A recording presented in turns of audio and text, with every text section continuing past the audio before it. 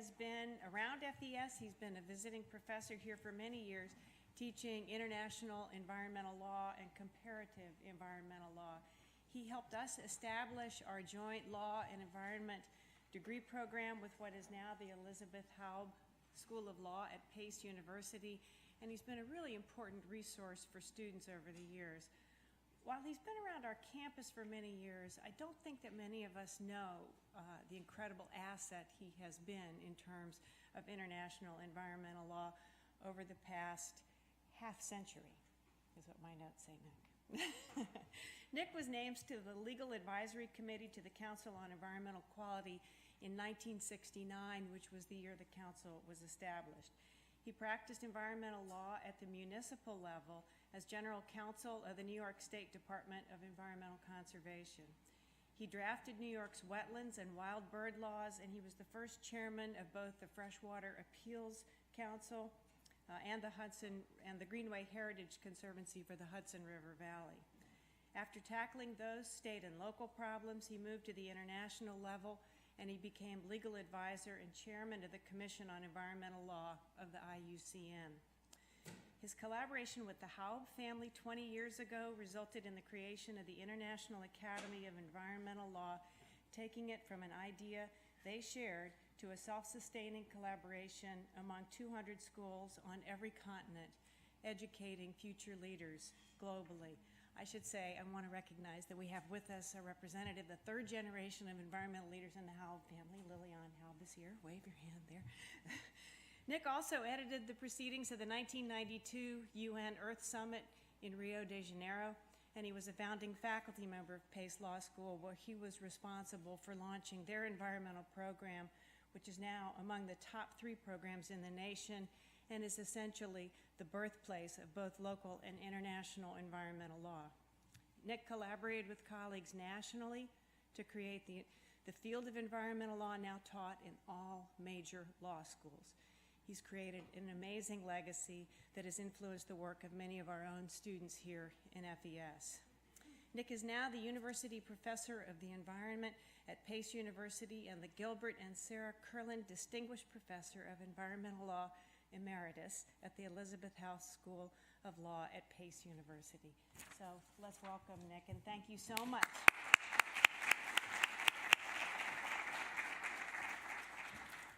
Thank you very much.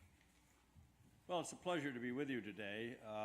In a very short period of time, I'll walk you through 8 centuries.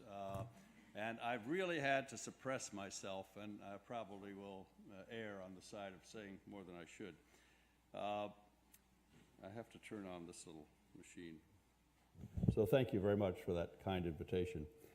I'm going to talk today really about what's between 2 bookends. The first bookend is from 1217, when the barons and actually others, church leaders and even freemen, commoners, extracted from the King of England the first statute, the first charter that establishes environmental rights, the Forest Charter of 1217.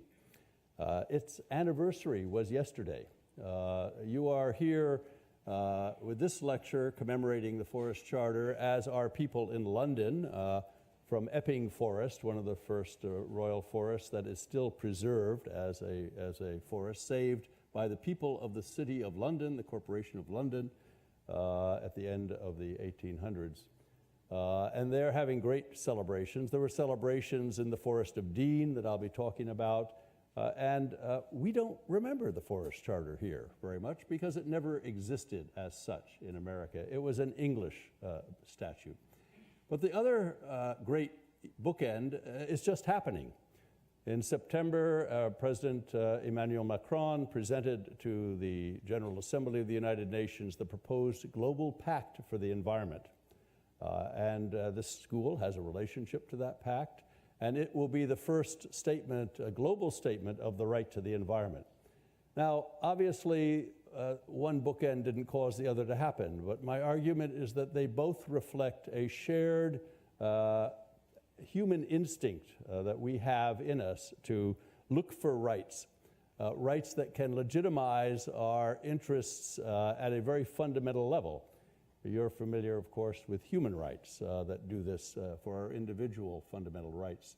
Well, the right to the environment that is emerging is a separate field beyond human rights, a field that begins to look at environmental rights, relationships between humans and nature, and the other relationships in an ecosystem. Does that sound fanciful, far-fetched? Is that something which is beyond what we can properly think about? Well, if I take you back to walk you through the Forest Charter, maybe I can persuade you it's not fanciful. And that's my mission today. 2013, I went in and qualified for a reader's card in the British Library and went to the rare books and manuscripts room, and I checked out this manuscript. I was armed with my little Latin dictionary in my 6 years of studying Latin that I never thought I'd use very much. And I proceeded to spend several hours poring over this tiny parchment. It's only about this big, and of course it's paper did not exist yet. It was written on parchment skin. The ink was made from a tree, a little black ink. It was written with a quill pen, a tiny little pen, because there was not much parchment, and if you were a clerk, you had to write in really small Latin in order to fit everything onto the page. This is the Forest Charter from 1225, after it had been fought about for a number of years and finally consolidated in one text with King Henry III's seal attached. When it was first issued in 1217, Henry was only 9 years old. He didn't have a seal yet. And so his regent, the first Earl of Pembroke, William Marshall, proceeded to affix his seal to it, along with the papal legate, a man named Gaulo. And they issued this extraordinary document. Well, we're going to talk about rights. Where do rights come from? The rights that we have are inherited. You didn't ask where you got certain of your rights. They sort of came with the territory when you were born. But there are at least 5 lines of inquiry about where rights come from. Positivists would say might makes right. And as King John granted the first Magna Carta, the first Charter of Liberties, so he could annul it. And that's, of course, what he tried to do. Natural law theorists would contend that rights are part of the moral firmament, and in the Enlightenment, this was very popular. Religions believe that rights come from a divine creation or from sacred texts and religious orders. Social contract theorists see rights as agreed among humans and their institutions as an exchange of mutual respect or mutual compact of interests. But there's a 5th theory, which when I present it to lawyers, I get a very raised eyebrow, but when I should present it to biologists, I don't. And the 5th theory is not much discussed outside of biology, and it's the underlying theme of my discussion and that actually of Elinor Ostom. It is that humans fashion rights and laws as a consequence of Darwinian evolution.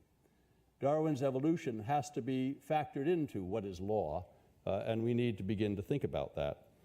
So the proposition that law recognizes rights in shared resources, common resources, is a well-established one. We have legal concepts like usufruct, a civil law concept of a temporary use of somebody else's territory or resource, or easements, where you have the right to cross over somebody else's property for some function.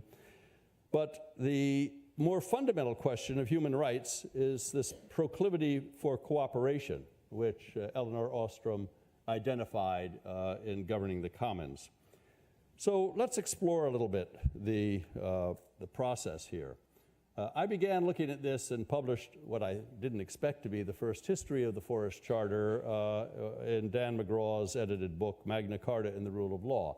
This was going to be a great celebration of the 800th anniversary of the great Charter of Liberties, Magna Carta, from which the English derived their own Bill of Rights and from which we derived our Bill of Rights in this country. So it's the font of the concept of the rule of law and the concept of rights. It gave birth to the Forest Charter. On the 6th of November in 1217, King Henry III proclaimed the Carta de Foresta for the first time. Just because you proclaim it doesn't mean it will last. It had to be reissued 32 times by him and his successor, and then again all the way through the Tudor period with Henry and Queen Elizabeth, Henry VIII, because the kings would try to nibble away at what they had conceded and claw back rights that they wanted over the natural resources of England. The Forest Charter dealt with something called the Royal Forests.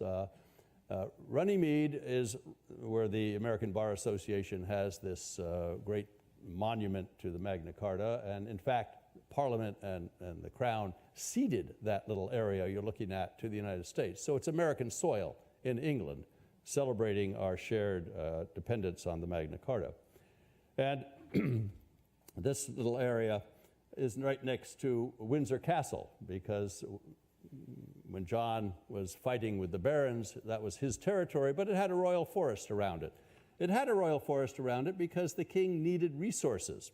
You couldn't just go out and have everything. You had to order trees and wood and grain and meat, all to be provided for your court. And in the 13th century, there was no marketplace to provide that sort of thing. There were some small little villages, but everyone had to be pretty self-sufficient, and manors provided the local resource for that. And so out of the 12th century royal forests, William the Conqueror and then his successors could set up a series of places around England where they could go and collect what they needed. They'd only stay there a month or two, because otherwise they'd exhaust all the rabbits in the rabbit warren and the local supply of venison and so on. So they'd have to move someplace else, sort of a movable feast. But in the meantime, in the same places, we had the commoners. And the commoners had their rights also, because, as I'll describe, commoners' rights were recognized by the Crown. The Crown had, of course, and so did the manors, the nobles and aristocrats' own territories. They had to rely on the farmers, rely on those who did the work in order to supply themselves. And so it was a mutually beneficial relationship. So, you know, if we look at questions that you can think about for 800 years, you know, can we think in terms of 800 years? It's a very long period of time to think something is happening. Are the conditions I'm describing so different that they're irrelevant to us today? I think not. These royal forests, as I've said, were technically reserved for the king for what was called venison. Venison was not just deer, it was wild boar and other creatures, and timber, but mostly money. The king wanted these forests in order to get revenue for his own military and other activities. But to do that, he had to allow the commoners to go in for pasturage, to put their horses and cattle into the forest, to collect plants, vert. Vert was a generic name for lots of different plants, and pannage, to run pigs this time of year in the fall to eat the acorns, but also to mine. All of the royal forests, or many of them, had tin mines and iron mines, and there was an entire system of making charcoal out of the wood in the forests. So they were not bucolic parklands. They were industrial facilities of the 13th century. And they were adjudicated, the issues in the forests and the rights of the crown versus others were adjudicated by a series of courts and special officers called verderers. And the verderers still exist. Parliament has recreated them in the New Forest and in Epping Forest, but the ones in the Forest of Dean have been sitting since the 13th century and continue to be the original verderers. These forests, as you can see, were all over England. They didn't extend into Scotland and Wales. The English were fighting battles. They were not part of Great Britain. They were a foreign territory. But you can see how they spread around the kingdom strategically. The king liked to stay in the south, and there are a lot more of them there. The weather's better. He could perhaps harvest more, have his more hunting.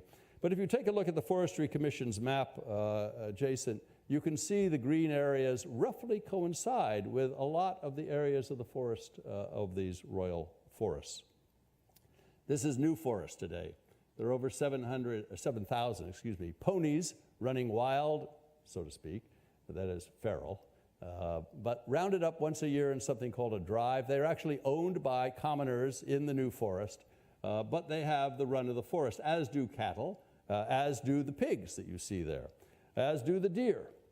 New Forest has extraordinary stands of timber. It's no longer harvested as much as it once was. You know New Forest, whether you think about it or not. You've all grown up with Robin Hood in our legends and the merry adventures of Robin Hood in various literary works, including Howard Pyle's.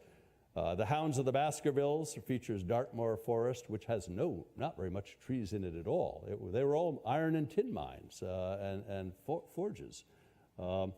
You have seen or grew up with Winnie the Pooh and the landscapes in that book, but now if you go to the local theaters, you can see Goodbye, Christopher Robin, and see Ashdown Forest because the film was done in Ashdown Forest. And Ashdown Forest is a former royal forest. Dartmoor Forest was famous even when John Jay, as our diplomat, left the United States to negotiate the peace treaty with Great Britain. He wanted to visit the Roman tin mines that were there. King John, in addition to having to grant the Forest Charter, or rather the Magna Carta originally, granted the miners in Dartmoor a stannary charter, which gave them self-governance to decide who could mine, where they could mine, how they should deal with disputes about the mining, and so on. A whole system of self-stewardship of shared natural resources was set up.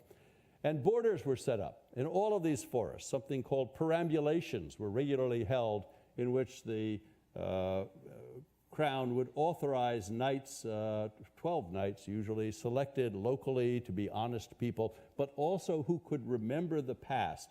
Things weren't written down then. And so it was an oral customary tradition. And in these perambulations, officials from the Crown would come and meet with the knights, and they would literally walk the boundaries that people remembered of the forest and agree to them in an elaborate process. And every time the king wanted to aggrandize his power, he would reach into the forest and take a little of extend the boundaries and announce to the individuals in the forest that you are now in royal forest. I didn't give you permission to be there. You owe me a penalty for being in the royal forest. You owe me, if you want to stay, rent for your farm or your monastery or whatever part of the prior owner's land happened to be there. And on top of that, I'm going to extract from you 1/15 of all your produce and other things as a tax. Now, if you had been peacefully operating as either a baron with your manor or a freeman or even the monasteries and nunneries, and suddenly you had those extractions taken from you, would you think that's just? Well, of course it wasn't just. It was grossly unjust, and that caused these big fights. And every time the king wanted more money, he did that to selective forests and selective places, and then there would be a pushback, and then there would be a new perambulation. The Forest of Dean, you know from Deathly Howls, where the great saga of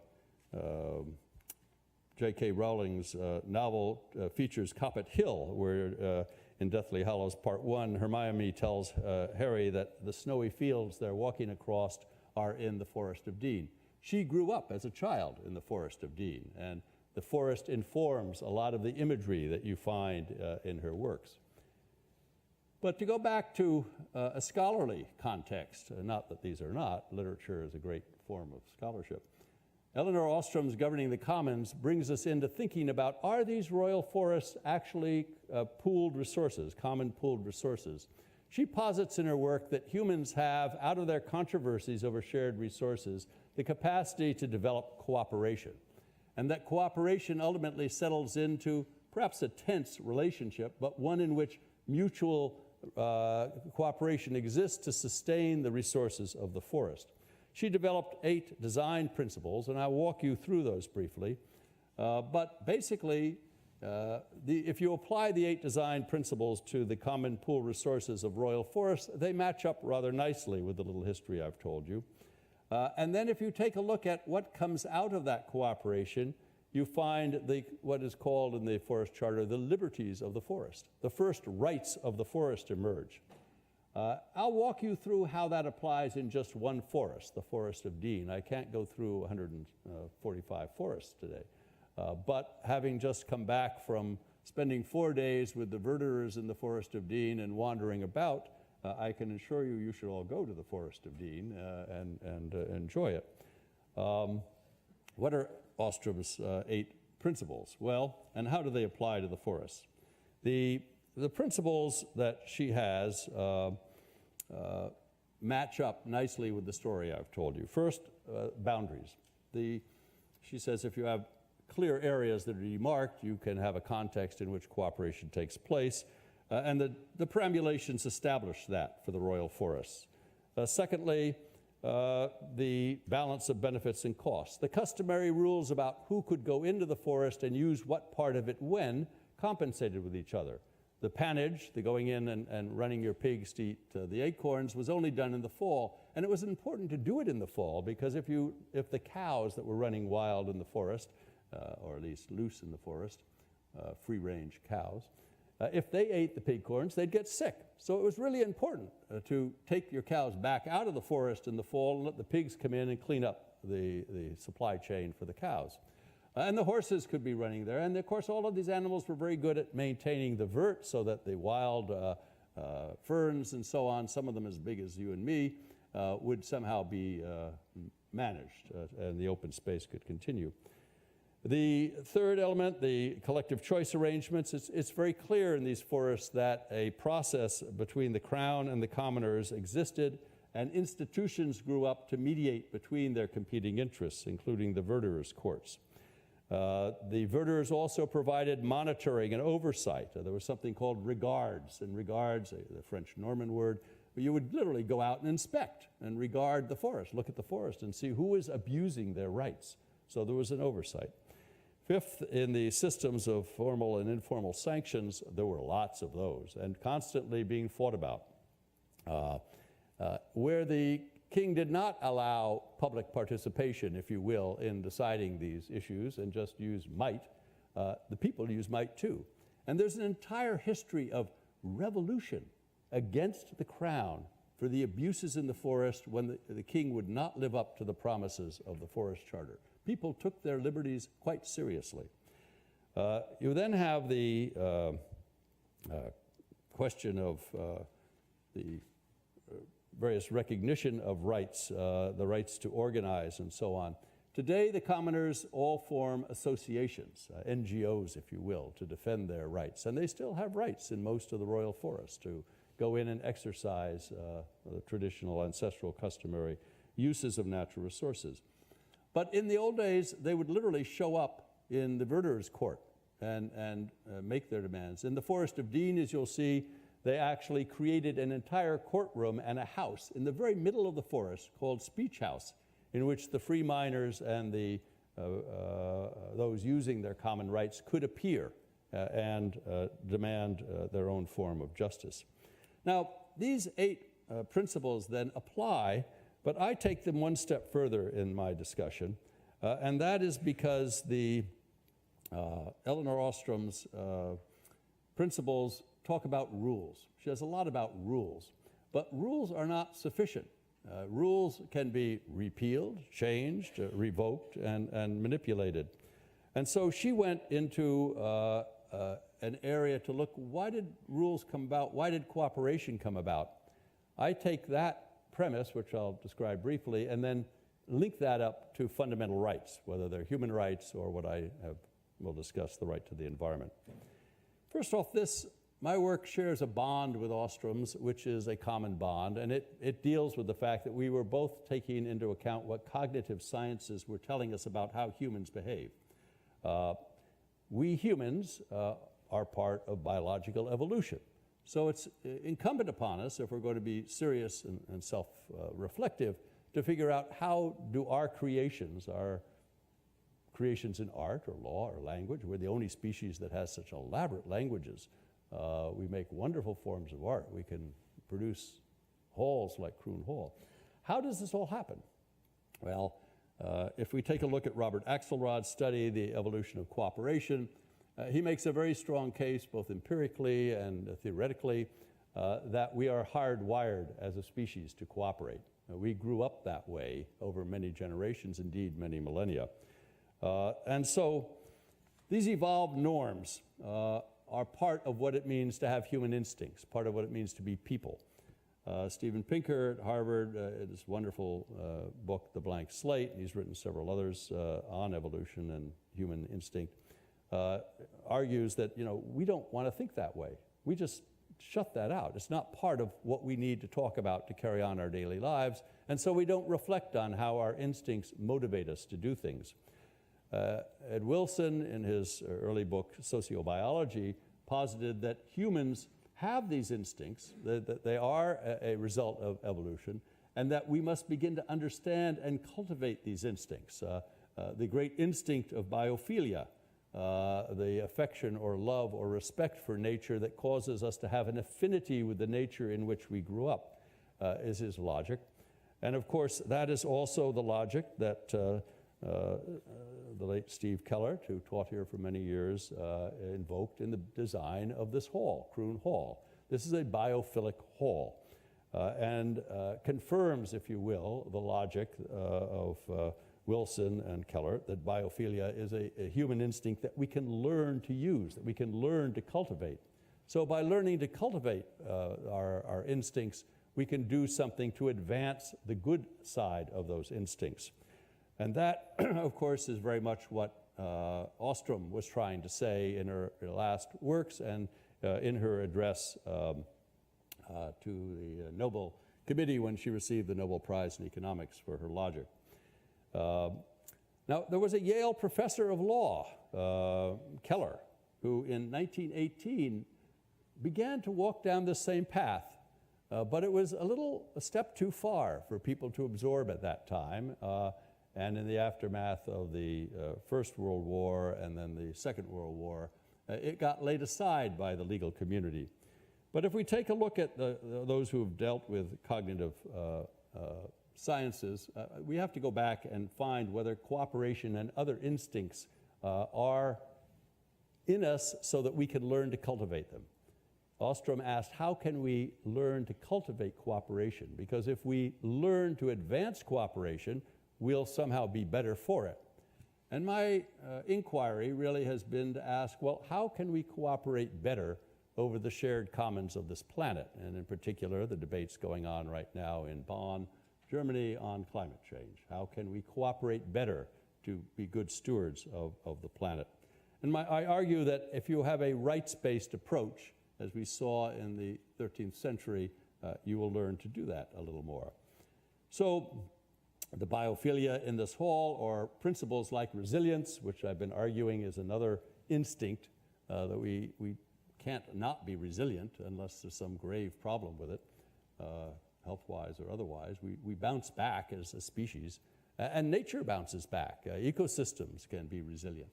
And so all of these instincts are found in the Global Pact for the Environment that France has put forward to the United Nations now, including resilience, and including and especially premised on the establishment of the right to the environment. Now, these rights came out of Article or Chapter 48 of Magna Carta, the 1215 Charter. And in Chapter 48, the barons forced King John to agree that all evil customs relating to forests were to be immediately investigated by 12 sworn knights who were to go out and collect an inventory of everything that he'd done wrong and come back and fix them. Well, 2 months after he granted Magna Carta, he said he annulled it. He went to the Pope and he said, I want you to excommunicate everyone who supported this, and it's all over. That was in August. He had agreed to it in June. By October, he was dead. He ate some bad food. His taster was not alert. A civil war was still going on. And the result of all of that meant that the 12 knights continued during the Civil War to collect their information. When the king died, Henry III was only 9 years old, and William Marshall, the first Earl of Pembroke, was a very extraordinary man, was made regent for the king. And he knew he had to rally the Civil War interests behind the crown again, and so he first agreed to reissue Magna Carta that John had annulled in 1216, and then in 1217 he proceeded to convene in October of that year a royal council, the Curia Regis, And they debated apparently, we don't have a written record, but they debated these reports of the 12 knights from those counties that came back. And they agreed on an entirely new charter. Only one of the chapters is the same. So the Forest Charter was a new set of rights that everyone agreed had to be proclaimed. And they grew out of Magna Carta. And in 1217, again, as I've said, the charter was issued.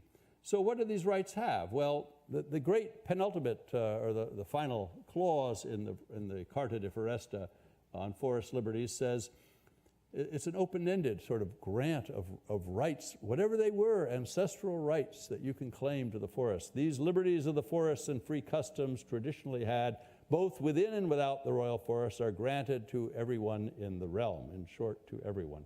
Everyone is also obliged to observe the liberties and customs granted in the Forest Charter. And these barons were quite astute. Guess what the first right in 1217 was? The right of the people to go into the forest and collect berries, collect their vert, the things that an average person needs in order to get on with their life. Your rights to do that, and everyone's rights to do that in the forest, are proclaimed. Ancient borders were to be restored, perambulations ordered. One of the things the king did when he didn't like dogs chasing his deer, as forest officers would go in and literally cut off the paws of the dogs so they couldn't run after the deer. This was called lawing, not a very nice practice. And of course it upset everyone, so it was banned. It was much curbed. The freemen who had to run their pigs and cows and horses into the forest were entitled again to do so without forest officers trying to extract money from them. And freemen and others had their rights to hunt with hawks and keep birds and so on. William the Marshal, we don't have a picture of him, but he's buried in Temple Church in London.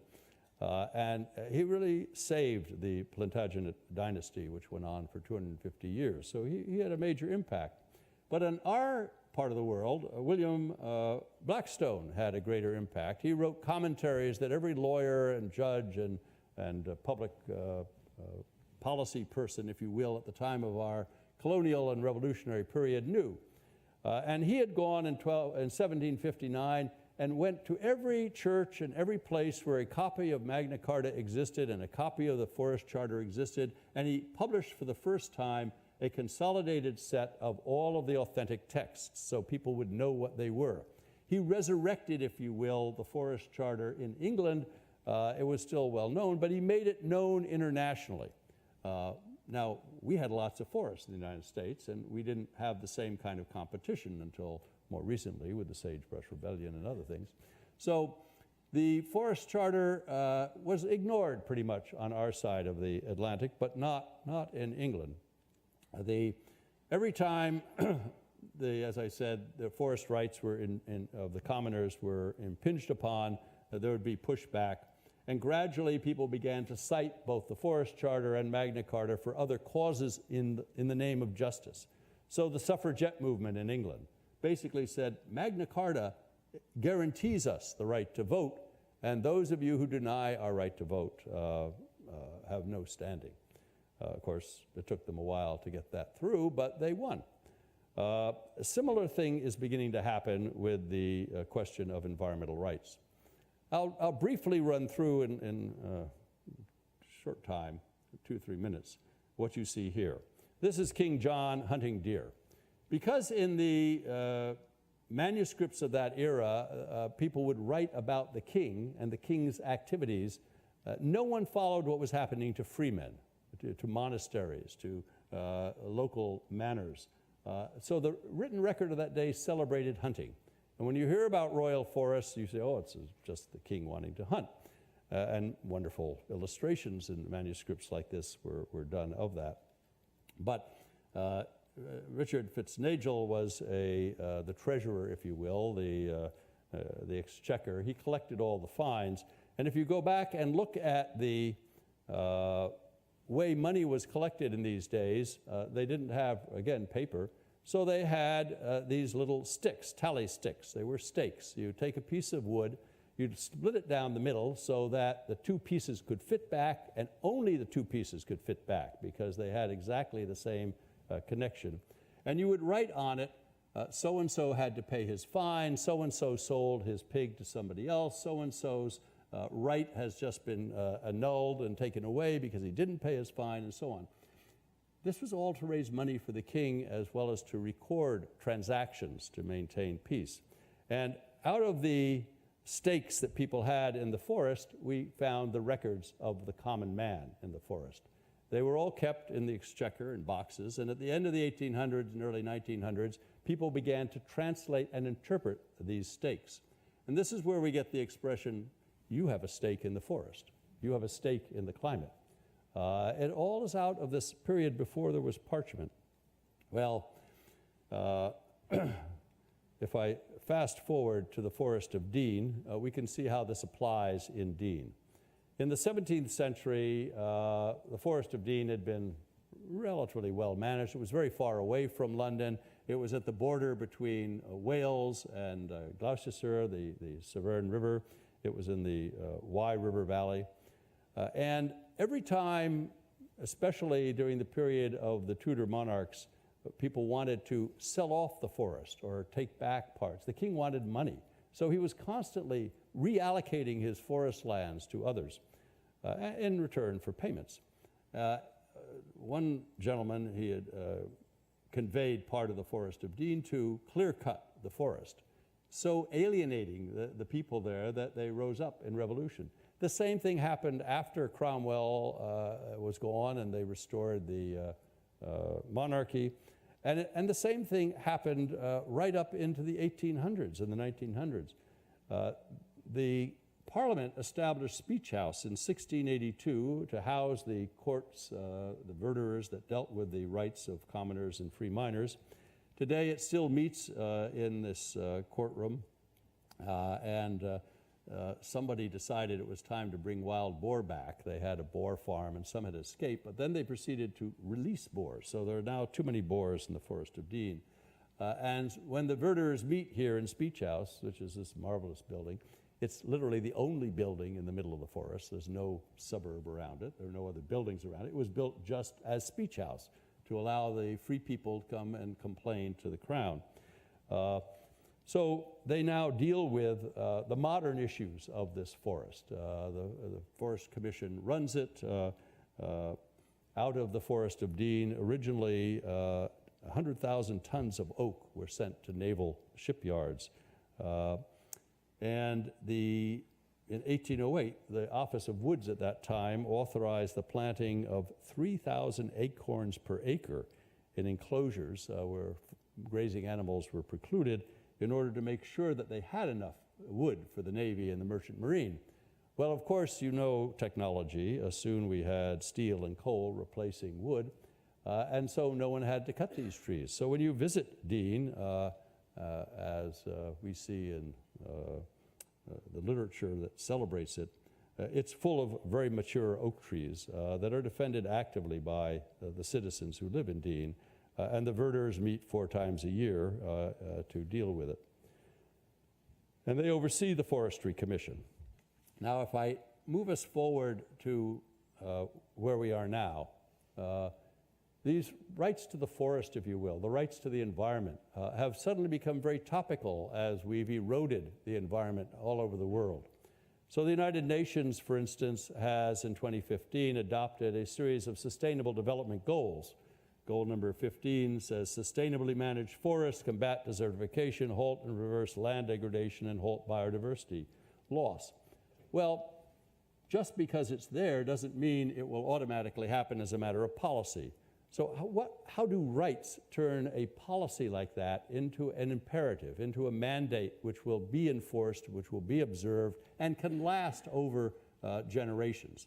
We've done that in 1894 in the state of New York when we took the much ravaged Adirondack and Catskill Mountains that the timber barons had literally clear-cut and raped, and we created the Forest Preserve of the state of New York in the Constitution.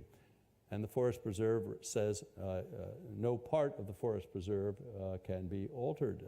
It shall be, quote, kept as forever wild forest land. There are other long-standing intergenerational commitments to forests. One of the most spectacular and the largest regime for protecting areas as a matter of right, as a matter of moral right, the Zapoviedniki of Russia, which was established also 100 years ago and in this great celebratory year, and have existed from the time of the czars through the Soviets right to the present. Human rights emerged after the Second World War as a clear kind of right, but in the Charter of the UN and in the development of the Universal Declaration of Human Rights, we did not have a right to the environment. We still took the environment for granted, that it would always be there. It was just background. Yeah, we all can breathe the air, but we don't have to do much about it, do we? Well, the fact that rights have existed to protect the environment have emerged as a way to turn these nice assumptions, these pleasant policies, these benefits that we have into something that we can enforce. This year also, the World Declaration on Environmental Law was issued by IUCN and UNEP, which wants to build an environmental rule of law as a legal foundation for environmental justice. And there will be a meeting in December in Nairobi in which UNEP and others are asking states to take pollution seriously, because pollution is not just a health problem, it's a denial of fundamental rights to environmental justice. Over the last 20 or 30 years, a whole range of European courts independently have ruled that, you see the quote, there is a positive obligation of states to observe the right to protection of health and the environment. Well, I was quite surprised this last spring, well, actually it was in December, when I began working with a group of lawyers in Paris, the Club de Juristes, which had been studying the IUCN draft covenant on environment and development, which those of us in IUCN had been literally working on for close to 25 years, trying to articulate what are international environmental rights, how can they be synthesized and made more coherent and made enforceable. The Club Juristes undertook a mission because Emmanuel Macron, Laurent Fabius, who was in the French Foreign Ministry supervising and leading the negotiation of the Paris Agreement. He knew that the Paris Agreement wasn't going to be sufficient, and he wanted something to provide a foundation and an enforcement mode for what is in the rather technocratic rules of the Paris Agreement and the technocratic submissions of states on what they might be able to do to contain greenhouse gas emissions.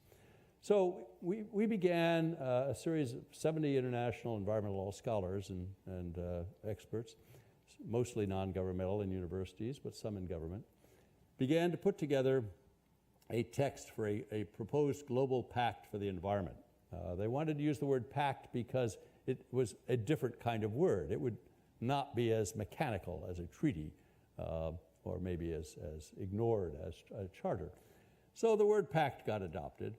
And after 5 iterative sessions in which we fought over the text and it was revised, we met for one day on June 23rd in Paris under the leadership of Fabius Laurent, and we finalized the text. The next day we were sitting in the Sorbonne in its great assembly hall, which you see here in the picture, with Fabius, who is with the purple tie, Ban Ki-moon in the middle, and Emmanuel Macron holding up the text, which we had finalized about 8 o'clock the night before, and a bunch of law students from the Sorbonne had sat up all night preparing and producing for the big meeting the next day. Now, there were 2 people with close ties to Yale's School of Forestry and Environmental Studies. The only 2 Americans present were myself and Professor Maria Ivanova, whom many of you will remember. She is now a professor at the University of Massachusetts in Boston. It was a privilege to be there. They couldn't have very many people from every country, after all. But this text, once it was released, was then taken by Fabius Laurent to the General Assembly. And on September 19 of this year, at the 72nd session of the General Assembly, was submitted to the President, who said, the President of the General Assembly, who said, "We are all realizing that as custodians of the only habitable planet, we must take action to ensure its future, and we must take it quickly." And this text is a way to do that. Article 1 of this text says, puts forward this right to an ecologically sound environment, and recites that every person has the right to live in an ecologically sound environment, adequate for their health, well-being, dignity, culture, and fulfillment. Well, this is actually not so radical.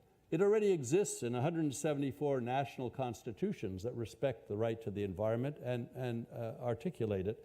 It exists in 6 states. In this very year, the Supreme Court of Pennsylvania, under its right to the environment, actually ordered the reallocation of funds to help remediate strip mining, or rather fracking areas, the damage from fracking. There are remedies that come out of these rights as courts get involved. I've been involved with IUCN for the last 20 years in working to establish at the national and subnational level environmental courts. And we now have over 1,500 environmental courts around the world in 50 different countries, whose job it is to basically provide a forum for the enforcement of these rights. Now, can the liberties of the forest be replicated internationally? Well, my argument is, of course, that with Elinor Ostom, we can learn how to cooperate better. And the whole history of international environmental law is how to make cooperation better for humans and nature. That is really the core value of environmental law, but environmental law has been, shall we say, hijacked by those who turn it into rule-oriented manipulation issues. And it loses, as does the Paris Agreement, a fundamental imperative. We have to refine that fundamental imperative. And I think in the right to the environment, we do that, because you then have an appeal which is beyond self-interest. It is an appeal to a common right that is fundamental, just as the right to human rights is fundamental. None of us want to go back to a time before there was women's suffrage, 1920, the 19th Amendment. And none of us want to go back before the 1800s and the 13th Amendment and say slavery is okay in our economy. None of us want to drop out of a rights-based system once we come to accept them. So we're at the cusp right now of figuring out what is the rights-based system for the environment. Evolutionary psychology tells us we can learn how to do that we do have the ability to cooperate better together. Elinor Ostrom's analysis, it seems to me, is enhanced if we can say a common resource management governance system will be stronger if it's underpinned by a right to the environment that people can appeal to. So the Forest Charter did not cause all of this, but the Forest Charter is an example from long ago of an instinct that we have still in us today, the evolutionary instinct to use rights to assert a protection for a biophilic interest that we have, but also the ability to have our water, have our air, and indeed have our climate.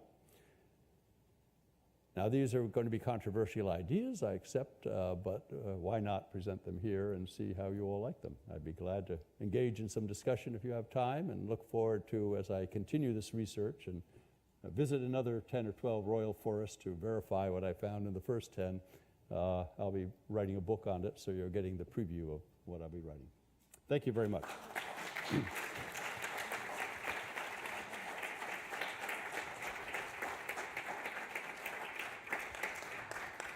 Okay. John? Thank you so much, Nick, for such an engaging talk. Can I jump right to the quick and put my stake forward and see if it matches your stake of the talk, namely the biophilic possibility of natural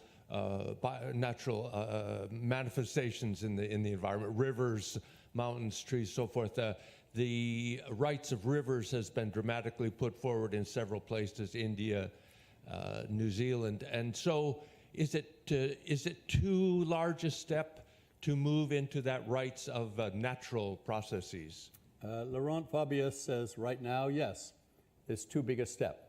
We have to bring along those who do not even recognize that some human rights are rights. The international community needs to allow grassroots innovations in cooperation for environmental stewardship to take place. So what he's trying to do is empower every local area in the world to, if they want to recognize mountains and rivers as having integrity and rights, they can do it. But he can't force that from the top down. So the rights that are in the Pact for the Environment are enabling the ability to do that at the local level. But we tried, some of us, to argue that maybe we should put something in there about non-anthropocentric rights or non-human instinct-oriented rights. And he was very firm that that was not going to help the French get this through the General Assembly. Thank you. Yeah. Nick, thanks for a great talk. Just a question. I approach this from an economics perspective, not a legal perspective, but I wonder if you could help me think through the connection you have to Elinor Ostrom's work here, in the sense that I think of those design principles as the necessary conditions in order for decentralized management regimes to come about and sustain themselves. But the context within which we're talking about it here is when sort of a king is setting up the rules and imposing them on the forest. So in some ways, I'm trying to reconcile where's the connection here between what she's saying in the context here, where it seems like it's almost the epitome of a centralized instead of a decentralized approach. Well, I was not articulate enough in my recounting medieval history. The king never wanted to do this. This was always extracted from the king by the barons, the ecclesiastical institutions of the day, and the free men, the emerging group of commoners that had rights that were not absolute rights, but were usufructs. So it took until literally the end of the 1800s before Parliament finally decided that what people had been fighting over should be confirmed and no longer fought over. And then they began to add recreational rights. And in the Forest of Dean, there are big fights going on right now about should the Forest Commission give people in wheelchairs and baby carriages trails in the forest that they can use easily. Isn't that one of their rights to the forest? There's a group called HOOF, Hands Off Our Forest, HOOF. And they have been fighting to preserve public rights in the forest against the Forest Commission. And the Forest Commission is the heir of the crown and the power of the king. So the interesting thing about when you do this research, it does confirm her thinking that the common pool resources of forests, although set up by the king and used by the king and mightily valuable to the king for revenue, were never managed and part of a dictate by the king. He was the convenient vehicle for announcing laws. So just as the Queen does today, still, she announces laws, she sits to open Parliament. But when the Crown tried during the Conservative government's time to sell off parts of the Forest of Dean in the 1970s, literally there was an outpouring of hands off our forest, you can't do anything to us. And they actually got Parliament to exempt the Forest of Dean from anything the king, if you will, Queen Elizabeth II, could do to alienate their common shared rights to this forest. The Crown could no longer sell the forest, and the verders' rights to govern, if you will, an oversight system were preserved. The Forest of Dean is the only place in England where the Forest Charter of 1217 still operates, and the foresters, the verders, still operate with customary ancestral non-codified rights from the 13th century. So I think when we think the king or the crown is making this happen, it's actually the reverse.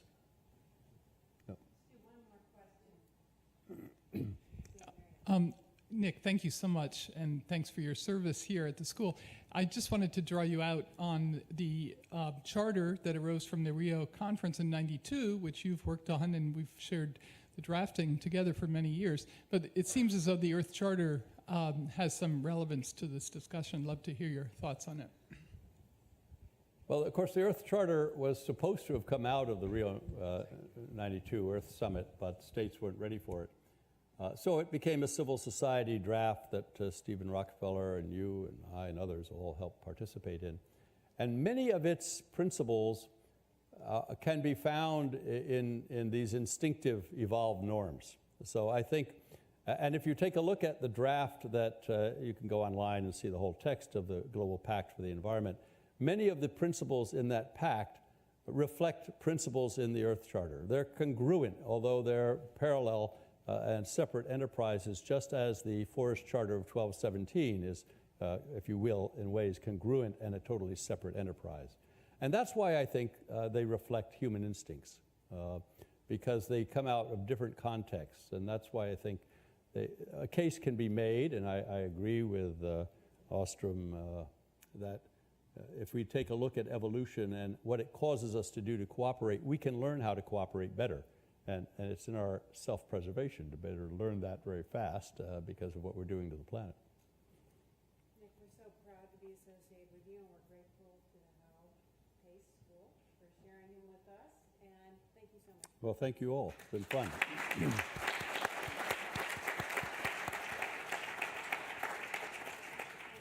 Well, And are you carrying drafts of your paper? yeah, I have it in my, yeah.